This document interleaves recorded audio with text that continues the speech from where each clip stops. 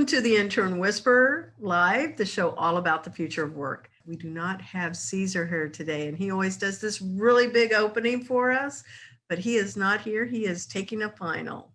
So today's guest is Kimberly Edwards. Thank you, Kimberly. Hello, my pleasure. I'm going to call you Kim, though. Okay, that's fine. Yeah. She is the Director of Healthcare Operations at Avalon Park Group, and we're really excited about you being here. Avalon is a really supportive organization and a partner for Intern Pursuit, and I am amazed at how deep the professionals are. We have the construction area. I met JJ and I met some of the people in the property management area, and of course there's Stephanie, and now there's you.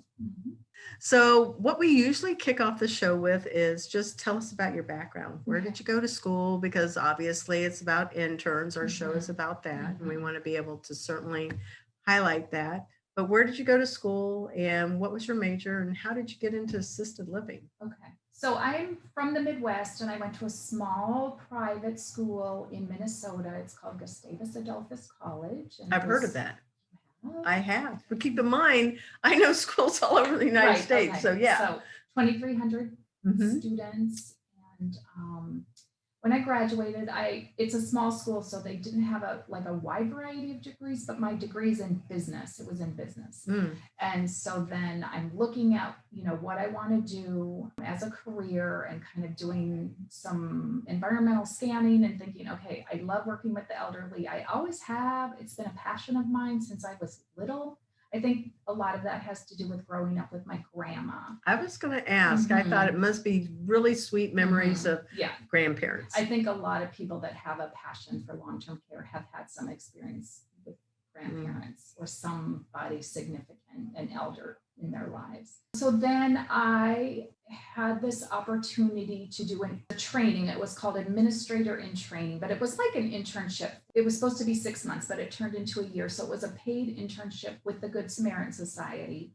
It was a company out of Sioux Falls, South Dakota. It's the largest not-for-profit nursing home organization in the United States. So I had this year-long internship where I learned to be an administrator of a nursing home. It was a great experience. I think the main criteria with that is you had to be pretty mobile, because I remember that I had to move to Nebraska for a year, and that was a really difficult time to leave all your friends and have to go to this small town and do your internship. So I had this internship for a year, and then with this company after that, they place you in a nursing home as the administrator. So I was 23 years old and the administrator of a nursing home. And it was a small nursing home in a small town in Kansas. I'm from Kansas. You are? I was born in Kansas. Where in Kansas? Medicine Lodge, Kansas. Okay. 1,000 people. It says 2,500. My dad and I were talking about it. Not really accurate, he thinks.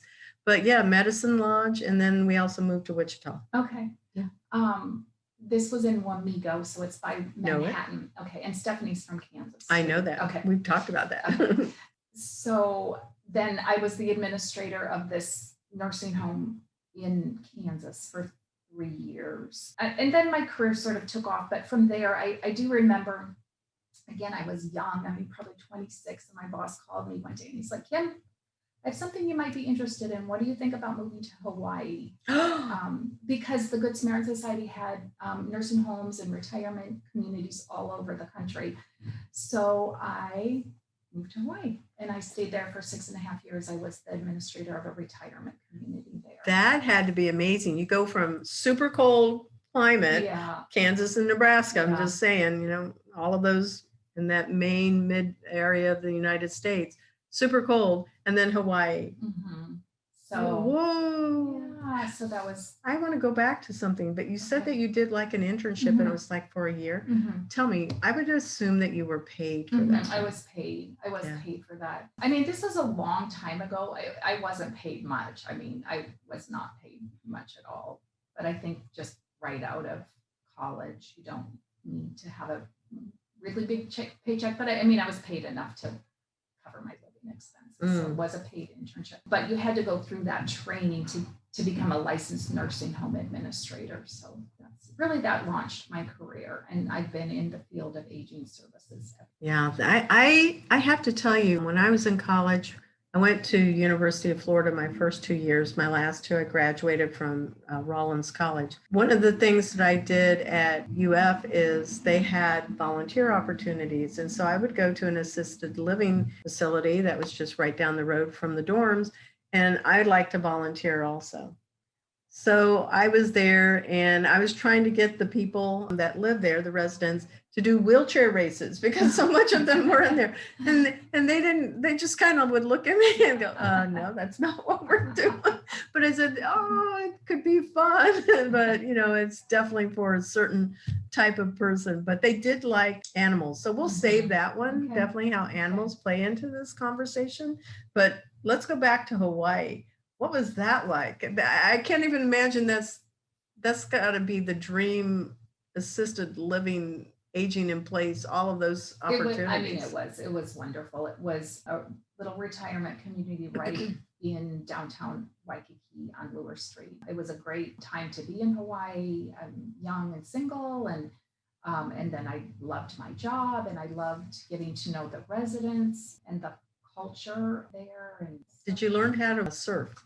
Oh my God, it just gets better every time. Yeah. I loved that. I love being on the water.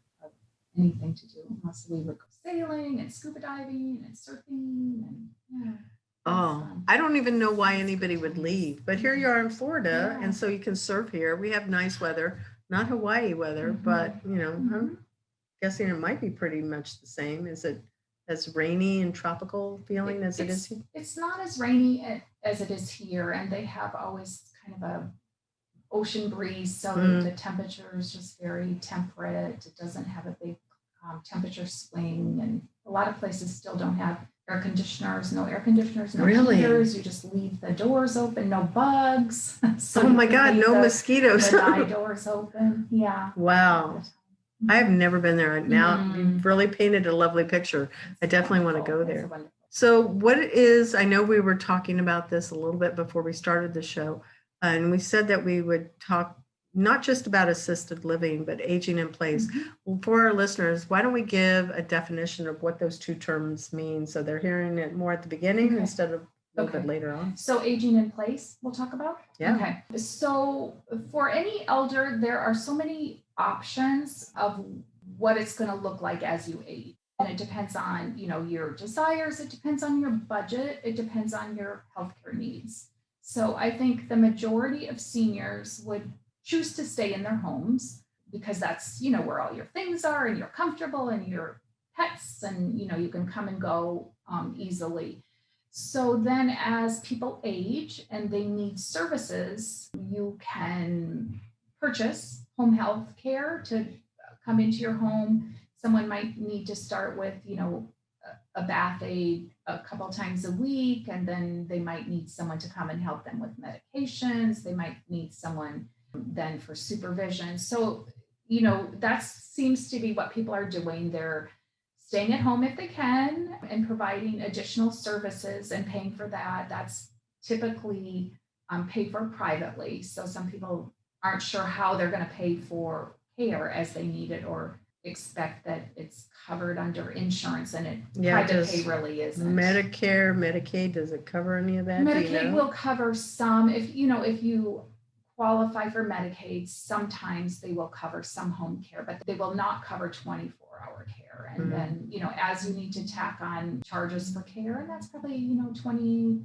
to $25 an hour, there kind of becomes a tipping point where it becomes so expensive to stay at home and pay for your care. So again, it's kind of like, I always say, it's like anything, buying a house, buying a car. You have to know what your budget is and what you can afford going in. And of course, we would all love to age gracefully and not need care as we age and just, one day go to bed and fall asleep and, die in your sleep. That's what everybody hopes to do, but that doesn't happen for everybody. So then, as you look at different services, there's, home health care where you can pay for that and stay in your home. Then there's independent living. We're getting ready to build an independent living community here in Avalon Park, which I'm very excited about. So that will be living with services such as the meals. We'll provide meals, weekly housekeeping services, medical oversight. So how is that different from assisted living? Because they sound very similar to me. So assisted living is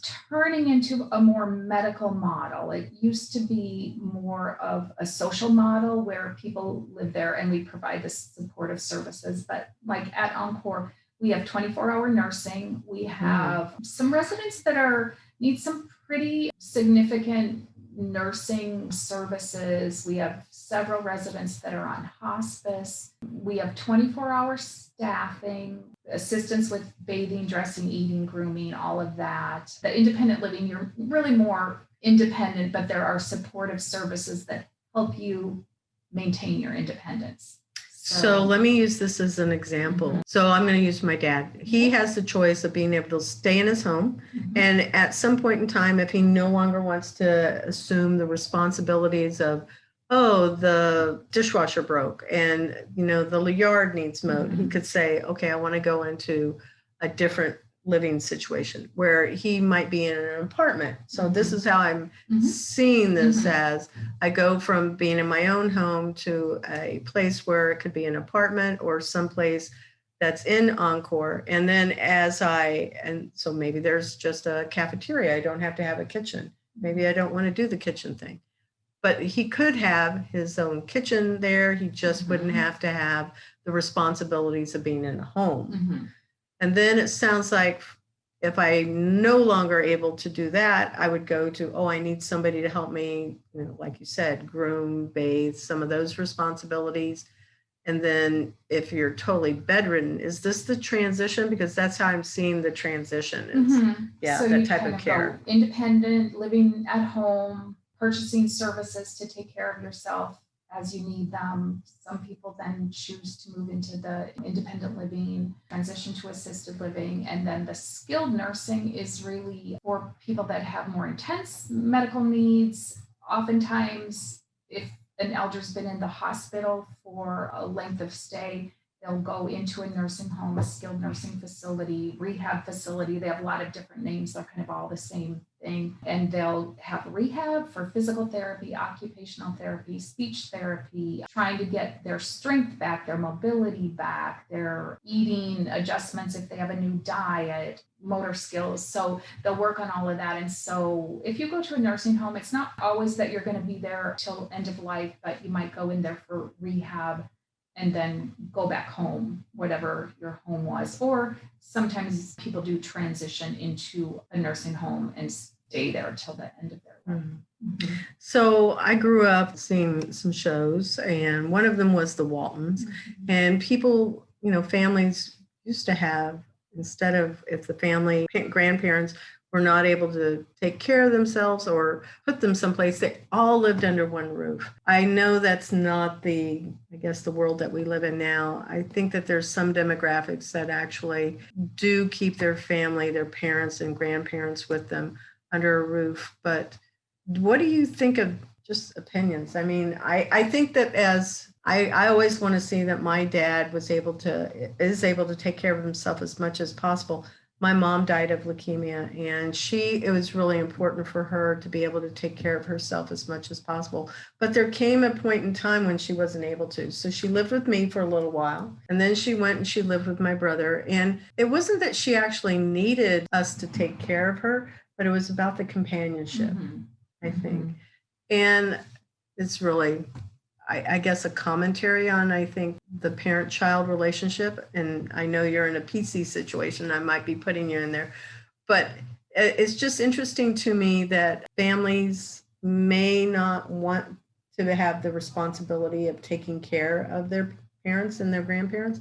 So they choose this option. And I think I'm kind of jumping ahead, but what should people look for when they're trying to make that decision? And how do you guide them in that? Kind of tiptoeing on eggshells. Okay, so kind of two topics of discussion there, but I think, culturally, there are some cultures that are conditioned to take care of their moms and dads, and they just know that going into a relationship that mom or dad may end up eventually living with the family. But there's a lot of factors that come into play when families make a decision that someone is going to move into an assisted living. So, you've heard of the sandwich generation. People are taking care of their kids and taking care of their elderly parents at the same time. But a lot of families now, both the husband and wife are working. And so there's not someone home to take care of mom or dad when they're home by themselves. And if they need supervision, that becomes a problem. Another kind of care option that we didn't talk about is day stay, or there's adult daycare programs where people go for the day. Then that's ideal for socialization for sure. Yeah, it's definitely good for socialization. And then for people where mom or dad lives with them, but they work during the day. So there's that option. And then, Isabella, people are living so much longer. So you might take on that duty of mom or dad moving in with you when they're 80, but they might be living then till they're 90, 95, so that becomes a long, long commitment. And sometimes the elder wants their own space, and they feel actually more independent when they move into their own space. If it was independent living or even assisted living, they feel, you hear so many times, I don't want to be a burden to my children.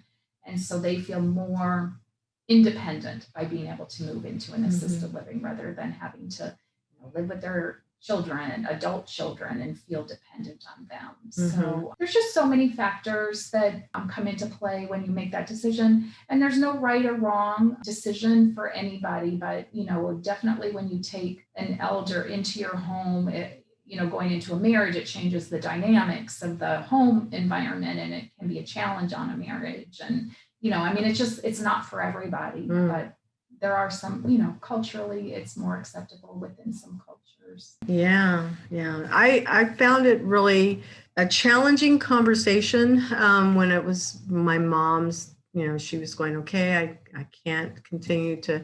I don't think it was that she couldn't take care of herself, but that she didn't want to. She was lonely, and she really didn't want to live with just anybody. She was, asking about speaking, living with her kids. I'm not going to lie, like our relationship was one of those strained ones at times, because my brother and I would kid about all three of our, my two brothers and I, we would kid about our mom and say, oh, if our mom knew anything about our life, it was out there and it was bigger than Facebook.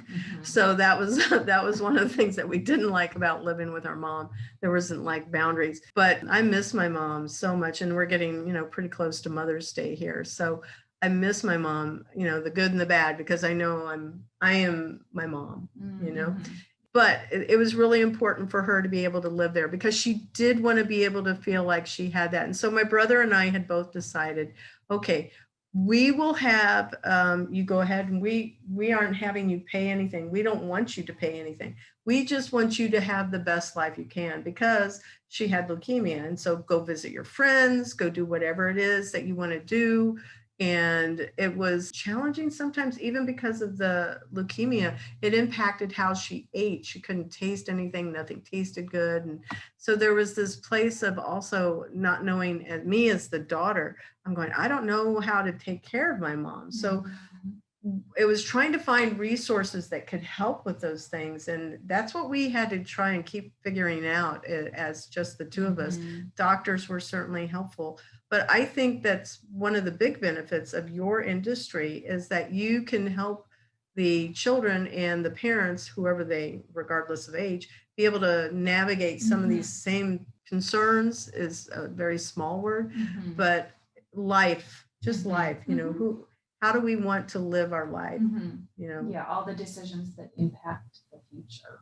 So you don't even just come over and manage a facility. You have to be a psychologist, I would think, and then a family therapist. And there's just a lot of hats that you have to wear in your industry, especially over such a, sizable. How many people are in your facility? We have now about 85 residents. So that's a lot of people for 110, right? And we don't even think about that like on a daily basis. I've been doing this so long. so I feel like I've kind of seen everything that's happened. But like, I think what you're saying, that example, you as a daughter, you feel like you're the only one going through this all by yourself, and you're the only one that's ever done it before. And, I think it is helpful for those of us that have been in the industry to be able to say, no, this is common. This is, this is going to happen. You can expect this to happen. I would recommend, taking this tact on that. So I think the great thing about our jobs is that we can impact people's lives in a positive way on a daily basis. And that is really meaningful. So,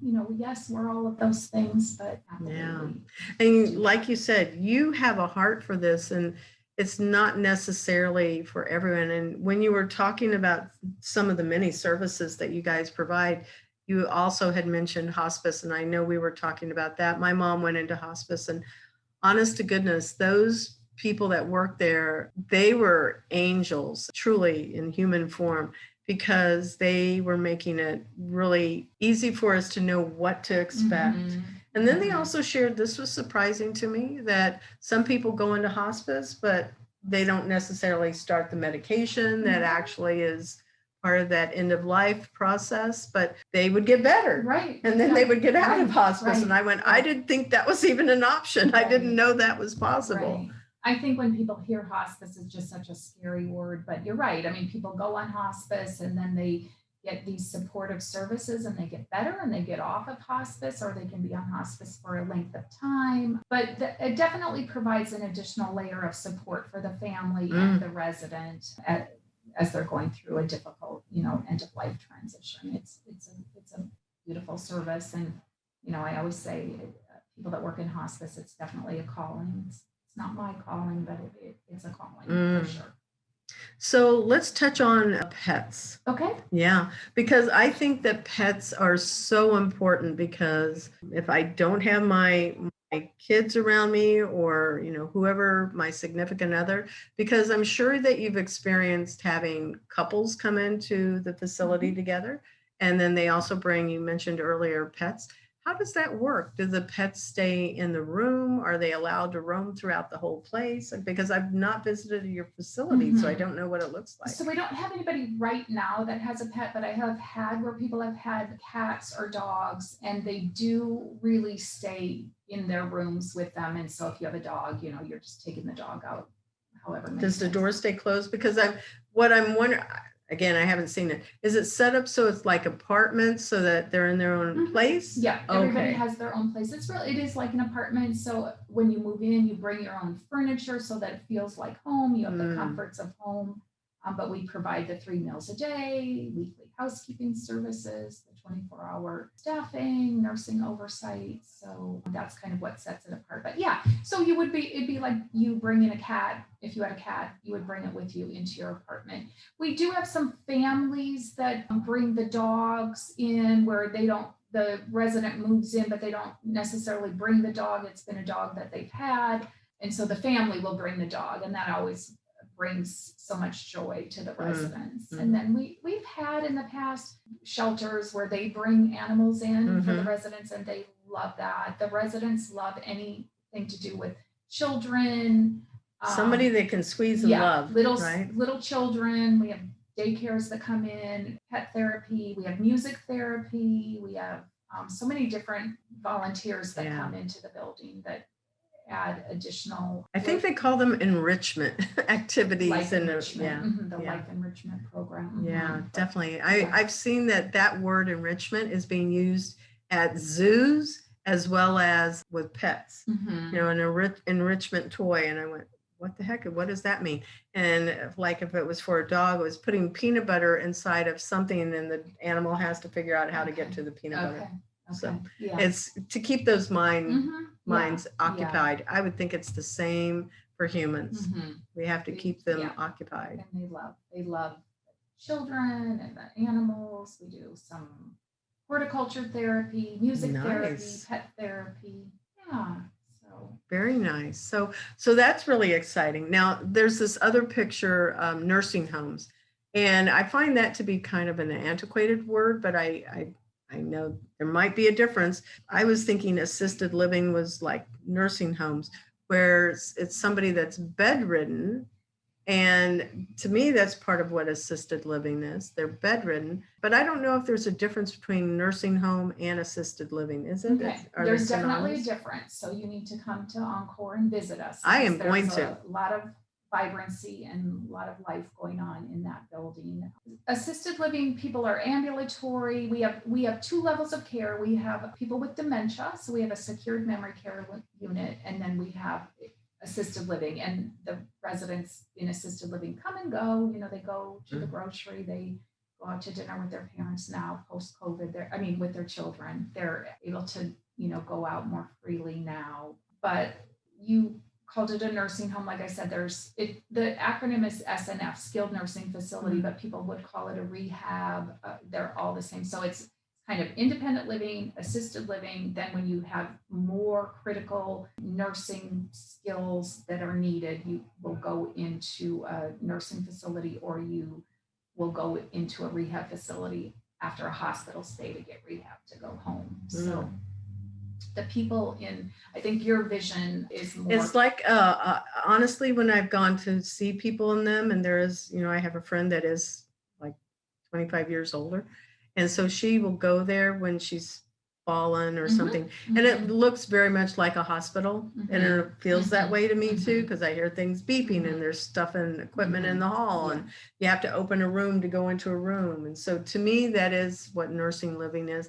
And to some extent, that's how I was thinking assisted living is. So I really appreciate that you're sharing this and educating our listeners as to all of these differences and sometimes nuances. Yeah, it's definitely a level of care where there's still a lot of living to be done, and you need to come and visit us. I am. Okay. Do I have to have an appointment? I'm just curious. No, you don't have to have an appointment. You can just walk in? Yeah, you can just.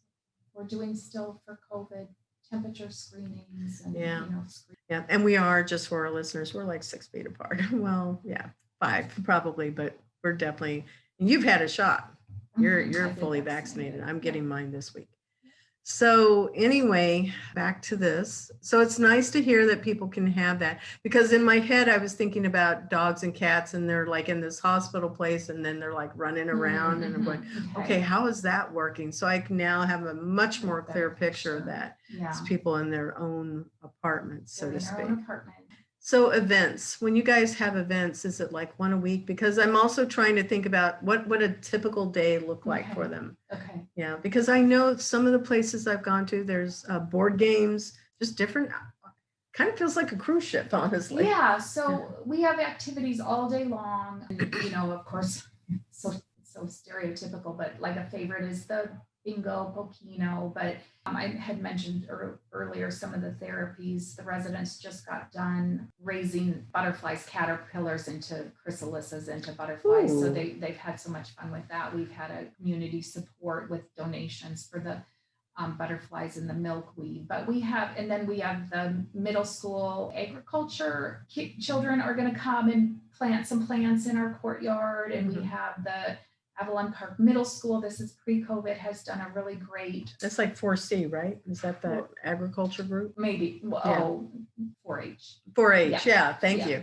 The Avalon Park Middle School has been very involved with providing a songbird music program for our residents, which they love.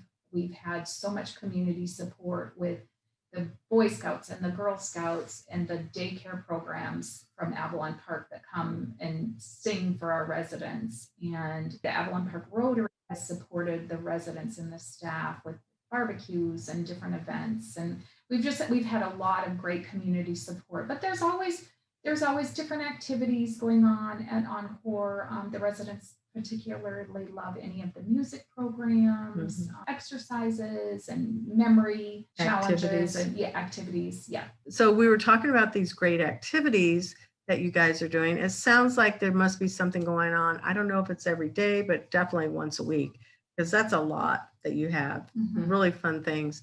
And I'm seeing a totally different picture of it now in my head, and it does sound so inviting, and I am going to go visit for sure. Yeah, we have 3 full-time activities staff, so all day long they're providing different activities for residents. Very nice.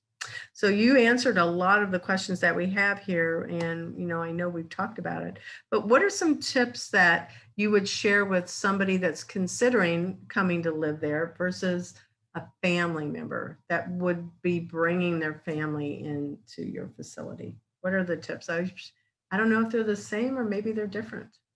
So probably a lot of them are the same, but things to look for. If you are going to tour assisted living communities, each one has its own feel and personality. So, you need to kind of see that when you go there. What does the staff look like? How do the residents look? Maybe stay and have a meal so that you know what the food is Oh, like. yeah.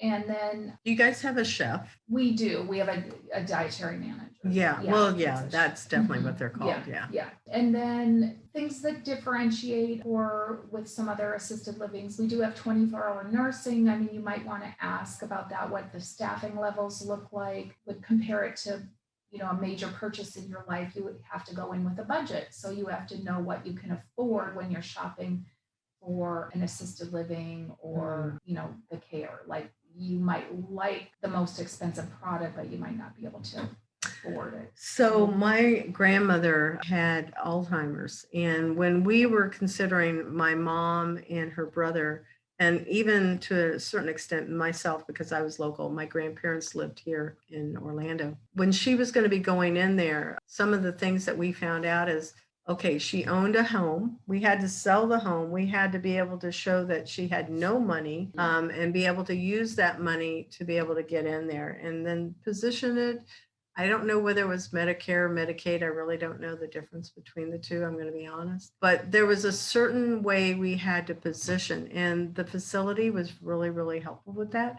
She went into one that is, I think at the time it was on Redbug over there in, maybe it wasn't Castleberry, but a little bit further. It might have been considered Winter Park. And we were looking for a place that would have events, even though she wouldn't always know what was going on, something on site.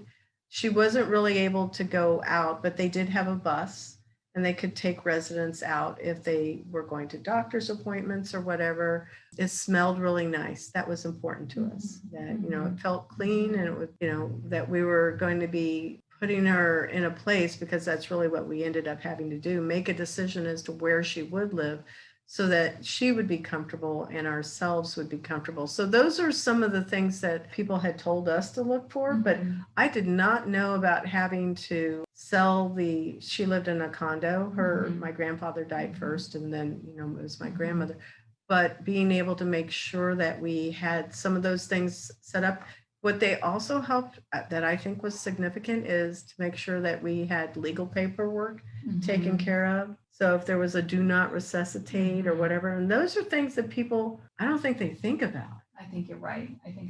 It's so wills. Yeah, it's so important to get the power of attorney documentation set up really ahead of time, because once someone becomes incapacitated, it's too late. Then they can't give someone authority to be their decision maker because they don't have capacity. So you have to plan ahead of time for that. And then it sounds like you're planning with what you did with that was your grandma? My grandmother, yeah.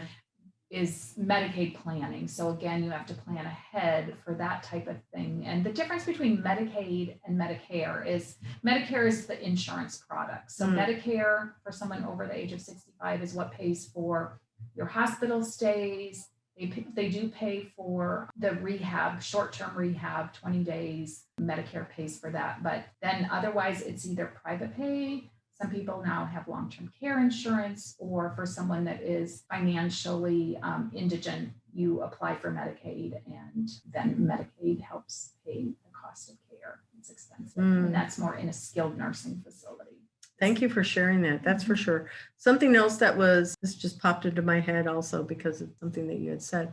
It is not just for people that are elderly. There actually have been others that are sometimes in their 20s and 30s, and they end up having to go into these facilities too, right. Because the family can't take care of them. Right. For if, a quadriplegic, paraplegic, some kind of accident, brain injury, there are people that need that 24-hour nursing where you're dependent on others to provide your care. So, a skilled nursing facility, you're right, Isabella, is not just for elderly people. And I think that there's a perception that it always is. And we forget about another layer of people that are truly needing those services. So have you ever had children in there too? We have not. Okay, so it's like 18 and Yeah. older, right? Yeah, I wasn't sure.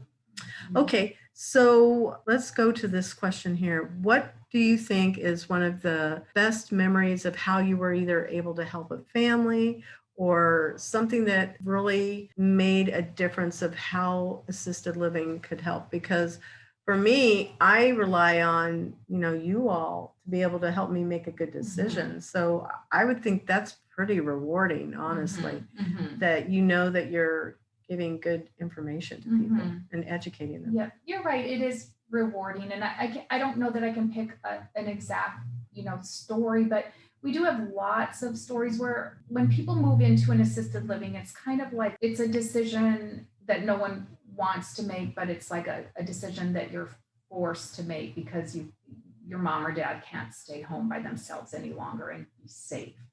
But we've had, the adult children time and time again say, like, I can't believe how much my mom is thriving. She's so much happier here now that we've gotten her out of her home. When they're sitting at home watching TV all day, it's not social. It's not healthy. It's not healthy. And so between the socialization and the proper meals and getting their medications on time, we really see people thrive. They improve, they do better, they're socializing, they're happier. So, it doesn't have to be like that end of the road desperate decision. I think sometimes families think that they've failed their mom or dad some way. It sounds like it's more peace of mind too. It definitely gives the adult children peace of mind to know that their mom or dad are going to be cared for, and and then it does take some pressure off of the children as well. I would agree. I know right before we were making that decision, my grandmother, and it was something that was really hard. It was really hard to watch. She had been in a couple of car accidents, so we knew that she wasn't able to drive safely anymore, and it was dangerous for other people.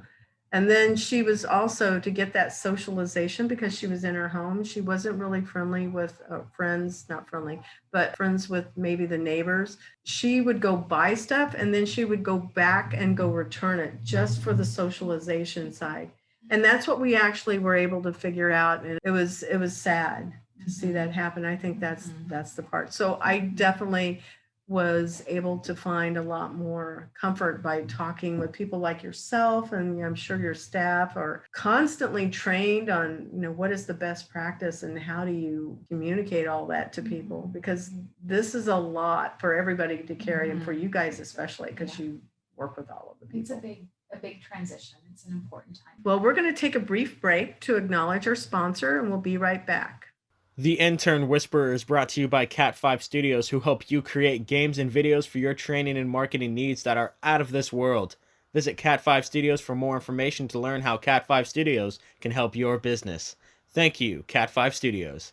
Back to our show. So it's all about internships and remembering those people that gave us a chance. And let's go and look at what the future of work, because we have all of these people that are graduating from school. They're looking for jobs. What type of work do you think that it's not going to be just a job now, but what should they be thinking about? What would your industry look like 5 to 10 years from now?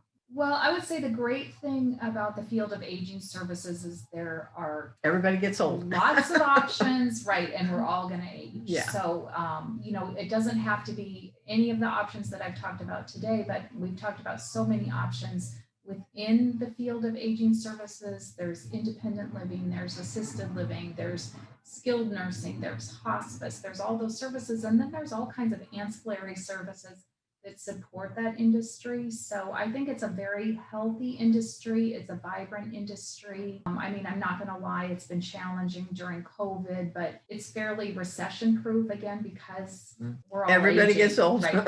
And so through the recessions, it's been a great industry. And again, it's a passion of mine. I love working with older adults. Anybody that's interested in it, I would definitely encourage you to pursue that avenue. It's certainly been a wonderful career path for me. I would think that this is definitely not maybe it's a 2-year career path, in some type of education, but it seems like it would really be more 4 years because I think you have to have some background in psychology.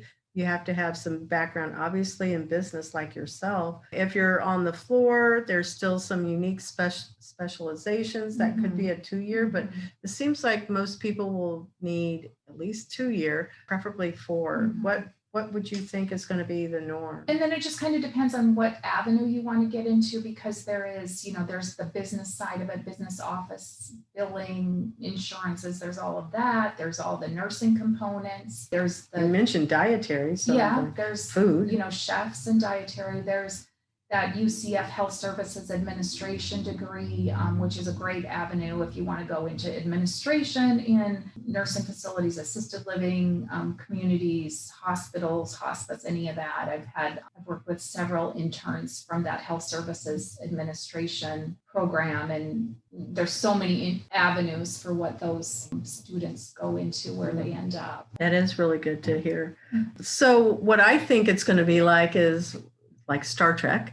So people would be able to be teleported out of a place. So 5 to 10 years, maybe, I don't think 10, but let's say 15 to 20, where somebody is in there, they're needing to go to the hospital right away. I don't even know where the closest hospital is to you guys. East Florida. I mean, the Adventist? That one on Lake Underhill. Yes. Okay. I do know where that one is. Yeah. Yeah. So, but just to not waste time, they get teleported, boom, and they're over there in the hospital. Like that's how I see something like that happening. And then we always have the Internet of Things and wearable technology. I'm sure that all plays an impact. Definitely they'll be using technology to keep elders safe in their homes, wherever that is. I mean, now a lot of adult children are putting the cameras in their homes. They and don't Alexa, live with their moms, hey, call the fire department. Right, but they have the cameras where they can check on them. There's automated medication reminders, so people use that. There's the, call button systems where they can tell if the elevation has changed on the call button, so they can tell if someone's fallen. They have now shoes with GPS trackers for people that tend to wander. So it will definitely be more dependent on technology in the coming years. Holy cow, shoes with GPS. That is amazing. And that makes total sense. I always think about, well, what about the people that are barefoot? And you know how you chip a dog or your pets? I'm thinking at some point they may chip us. Kind of makes sense because right now they don't do it through a chip, but it's in our phones. And that's how they track people. So I think that there's a lot of places. My phone has, health apps and I can track all of that. So it definitely is there.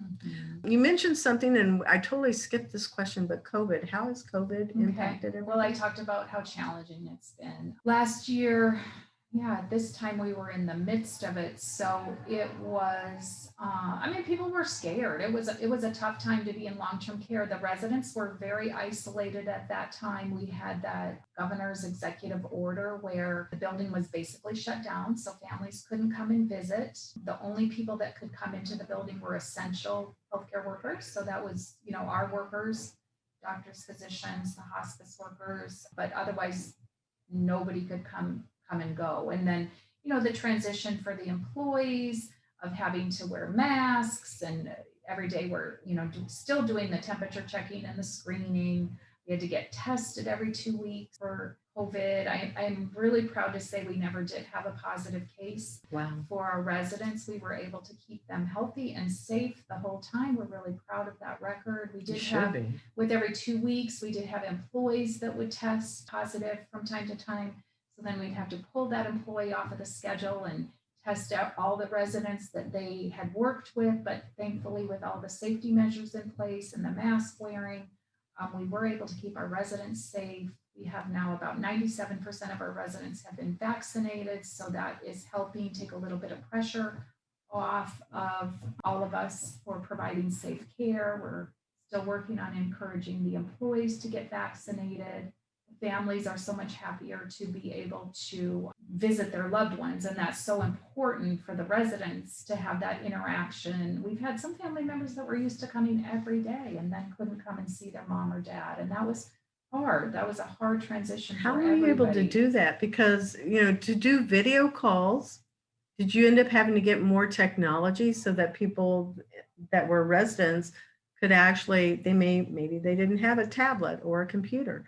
How were you Yeah, able to keep them in we touch? did have to invest in some iPads, and then staffing time too. We had to kind of pivot on that because that's really time consuming because you're basically doing one-on-one Yeah. activity.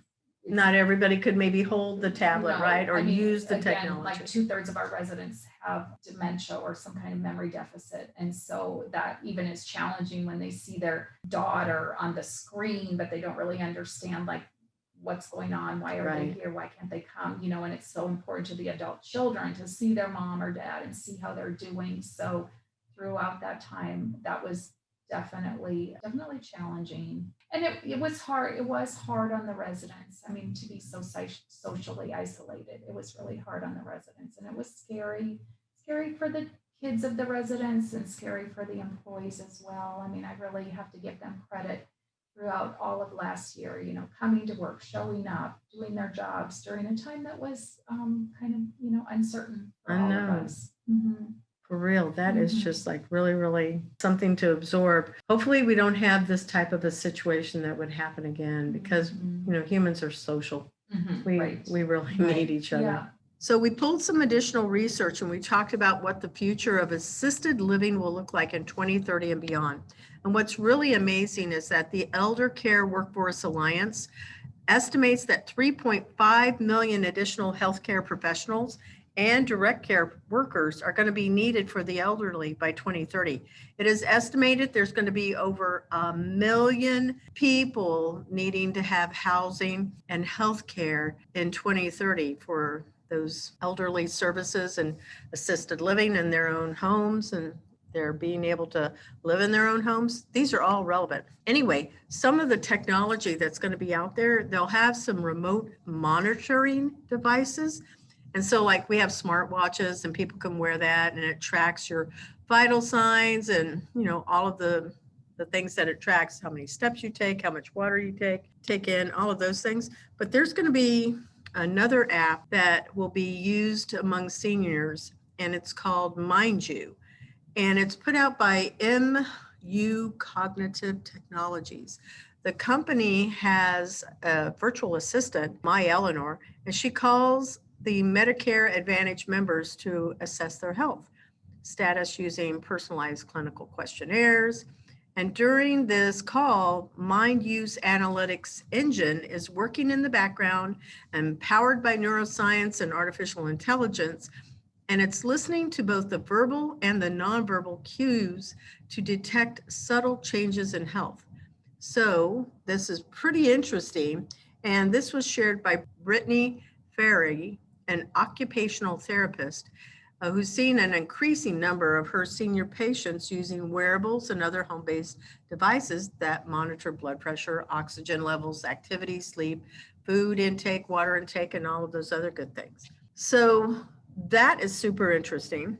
The other thing that we also found in our research is that people can do so much more to protect and improve brain health. And there's a company called Brain Guide, and it will be a platform that's there at the right time for adults of all ages. George Berenberg, the chairman and co-founder of Us Against Alzheimer's, said this: whether you are proactively working to improve your brain health, concerned about memory, seeking more information after receiving a diagnosis, or caring for a loved one living with Alzheimer's, Brain Guide offers relevant insight and guidance. So they're going to be able to help those people with those types of health issues. Robotic caregivers are going to be for seniors because we will not have enough people to be able to manage that. So they're already focused on creating robots for that. As the elderly population increases in number and people live longer, the number of caregivers is not expected to keep pace. Japan predicts a shortage of 1 million caregivers by the year 2025. While in the United States, people aged 65 and older are expected to increase to roughly 26% of the total population by 2050. That is unbelievable. That is a quarter of our country will be in need of assisted living, aging in homes, things like that. That's really significant. The Robotics Industry Association sees elder care robots as among the solutions that will be actually embraced in helping to fill caregiver shortages. And the International Federation of Robotics is expecting 2021 sales of medical robots to more than double than the 2018 totals. So what kind of things can robots do for the elderly? They can get water and food for them. They can help with social and emotional needs by providing entertainment through games, events, and appointment reminders, along with social engagement. And they can provide mobility and transportation support, and they can also aid with dementia care. As populations age and workforce shortages loom, many organizations for economic cooperation and development, also called OECD, will consider robots as an inevitable solution.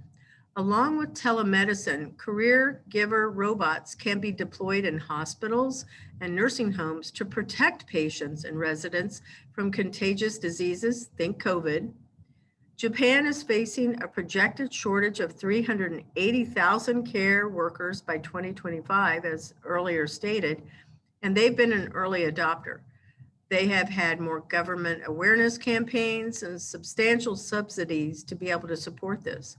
Already, 26% of the Japanese nursing homes report using robots primarily to monitor patients and provide interaction. But they're also there to assist with patient transfer, mobility, toileting, or bathing. And you know what? That kind of makes sense because, it is about a person's dignity.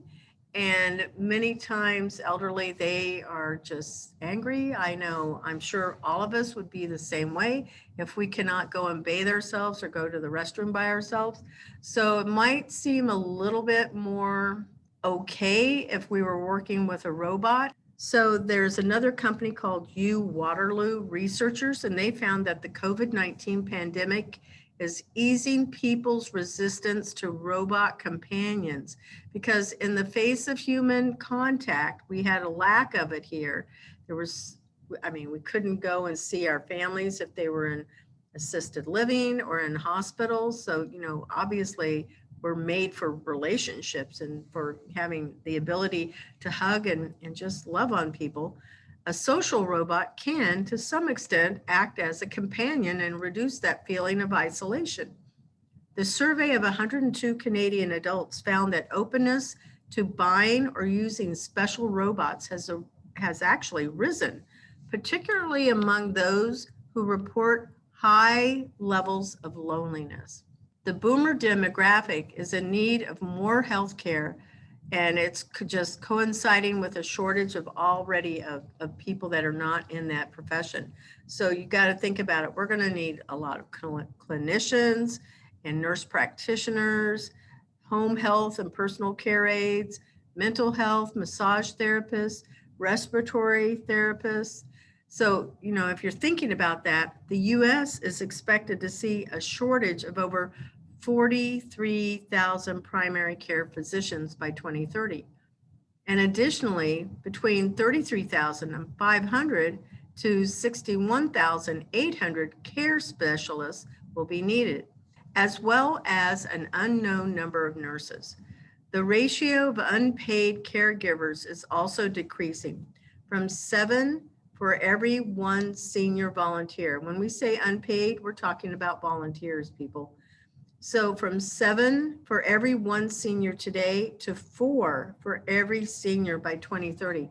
And the one thing that I think we should all remember is that we're all getting older. We're all going to be experiencing this. So this is not something that we should be afraid of. We need to actually embrace it and make sure that we are ready for this type of future of how are we going to take care of ourselves. What is the best mentoring advice that you would like to pass on to our listeners that are in college, or just any of our listeners, honestly? Because I think that this is one of those topics similar to death that people don't want to talk about very often. And I feel that people should not be afraid of it. They should go ahead and just embrace the topic because knowledge is power. We've heard that before. It helps to break down walls. What advice? That's what I would say is like talk about stuff, put it out in the light. What would you want to pass on? So for the Students. looking for mentors, when you find a mentor, I would say just really embrace that relationship. When I was young, looking back on the people that mentored me, it's interesting because you don't really realize how much you don't know. And I didn't realize how much I had to learn. But I do know that the people that mentored me along the way saw things in me that I didn't see. Yeah. And if you can just really embrace that and, challenge yourself, but be open to learn. You can learn from good mentors. You can learn from people how to do things. You can learn from people how you don't want to do things, how not to do things, but always looking for like what's the opportunity for me in learning in this moment. I think that's advice I would give. I think that's solid advice because we're used to hearing the bad stuff about ourselves, not the things that are complimentary. So that the time that it may take somebody as a mentor to be able to say, so let's look at what you're doing really well. What are the best skills that you have to bring to the table? That's important. And then where are the areas of growth? People see, oh, well, I don't know this, is like, so can you learn it? Or is it a skill set that is better for someone else to have? Because the most important skill I would think for your industry is that it goes back to how you opened. You have to love the elderly.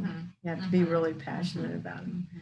It's when I was a public classroom teacher, I knew when I reached the time I needed to leave because it was 11 years. And I went, well, I want something different for my life. So you don't want to be working there because they can tell if you like them or not, and you don't want to work with them. If it's a passion, it's like I said earlier, you have the opportunity on a daily basis to make a positive impact on someone's life. That's for me, that's really important.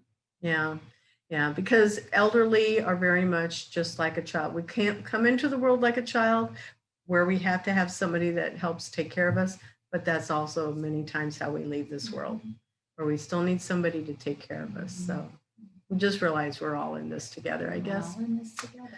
Yep. So how can our listeners find you and also Encore? Okay. Encore, you can check out our website at encore@avalonpark.com. Ooh, let's spell it too. ENCOREAT. Thank you.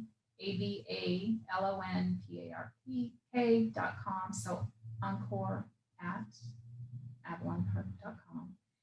And Encore with the @ sign. The first is the @ sign. The second @ is spelled out.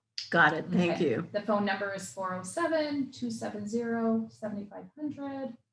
I am on LinkedIn. You can find me on LinkedIn, Kimberly Edwards, and my email is kimberly@avalonparkgroup.com. Well, I want to thank you so much. I have just thoroughly enjoyed this conversation. Like I said, I think it's because people don't really think about this or they don't want to think about it, but you are a wealth of information and just shared so much. And I think it's going to be really interesting to see what does the future look like for this industry. I do too. Thank you, Isabella. It's been a pleasure.